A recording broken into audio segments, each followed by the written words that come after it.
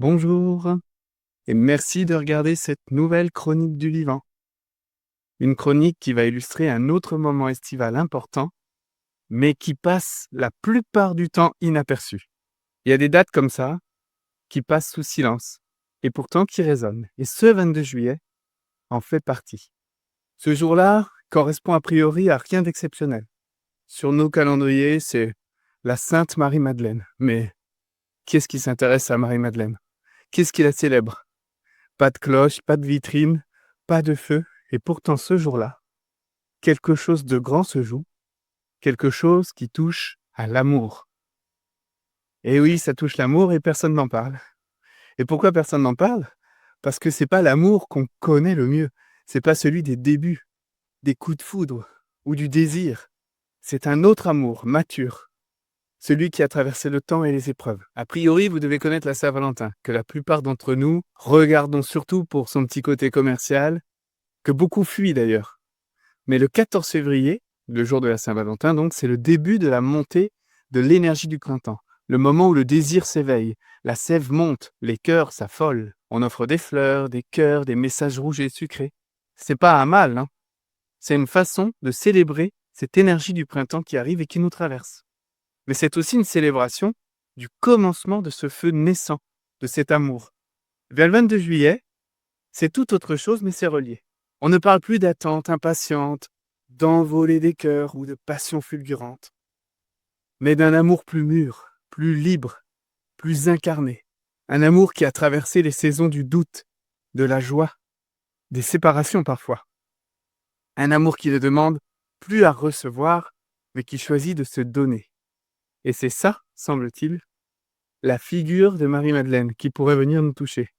Alors c'est pas un dogme, ni une image figée, c'est une porte subtile, mais puissante, qui peut nous aider à contacter ce fameux féminin sacré. Alors ce féminin sacré, cette notion, elle est souvent galvaudée et malmenée, trop souvent à mon goût. Les personnes qui en parlent renforcent la dualité avec le masculin sacré. Et du coup, de nos jours, la tendance, c'est que ça peut diviser un peu plus encore. Donc moi ici, quand j'évoque ce féminin sacré, je ne parle pas d'un rôle attribué aux femmes, ni d'une naissance mystérieuse réservée à quelques élus. Je parle d'une qualité de présence, savoir accueillir avec authenticité, ressentir sans se perdre, ou encore offrir sans s'effacer. Ce féminin-là, il vit en chacun de nous. Et Marie-Madeleine, dans certaines traditions, est l'archétype de ce féminin incarné, sensuel, spirituel et profondément humain, qui ne sépare pas le corps de l'âme, le désir de la foi et l'amour de la conscience. Donc ce 22 juillet, c'est une porte justement qui nous permet de contacter consciemment cette belle énergie, profondément vivante et profondément présente dans la nature. Et oui, la période du 22 juillet, c'est l'annonce du cœur de l'été. Le solstice est passé depuis un mois.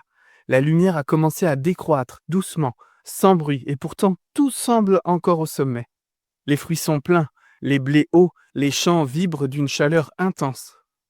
C'est l'abondance visible, mais c'est aussi le moment du retournement. La nature ne pousse plus, elle concentre. Les arbres ralentissent leur croissance. Les animaux changent de rythme. Les fleurs se transforment en graines. Le feu extérieur devient feu intérieur. Et d'ailleurs, peut-être que pour vous, il y a des choses qui changent en vous à cette période. Est-ce que vous ressentez une sorte de forme de bascule, d'intensité nouvelle, de fatigue peut-être, ou de clarification soudaine? Est-ce qu'un pan de votre vie demande à être récolté ou demande à être laissé derrière? Est-ce qu'un amour en vous cherche une autre forme? Moins d'attachement, plus de clarté, moins de besoin, plus de présence? Pour moi en tout cas, avec le recul, cette période est toujours puissante. Pas forcément confortable, mais elle est souvent connectée à des décisions ou des actes essentiels. Ça me met en contact avec cette question. Qu'est-ce que j'ai fait de ce qui est là, au fond, dans mon intérieur? Est-ce qu'il m'a nourri ou est-ce qu'il m'a brûlé? Est-ce que je l'ai utilisé pour briller ou pour éclairer? Je me souviens bien de certaines périodes du 22 juillet très marquantes pour moi. Mon mariage avec Céline, par exemple. Et plus j'avance, plus je sens que ce moment de l'année est une clé, un entre-deux, un sommet discret, un passage initiatique bien caché, mais bien réel. Alors non, c'est pas une fête populaire, mais c'est une fête intérieure. Un appel à regarder où j'en suis dans ma manière d'aimer. Pas seulement en couple, mais aussi et surtout comment cet amour je le fais vivre pour moi-même, pour qui je suis et ce que je fais. Mes choix donc, mes engagements. Est-ce que j'aime avec tout mon être ou seulement quand c'est facile? Est-ce que j'aime en espérant qu'on me choisisse ou parce que j'ai choisi d'aimer? C'est ça l'invitation du 22 juillet, le contact avec une figure de l'amour profond, offerte sans condition, une force à la fois tendre et brûlante, et c'est ça la proposition de cette sainte Marie-Madeleine. En tout cas, c'est une figure qui me parle bien. Et peut-être que vous aussi, vous allez poser un autre regard sur ce qui s'invite en vous et autour de vous en ce cœur d'été. Qu'est-ce qui vient vous dire?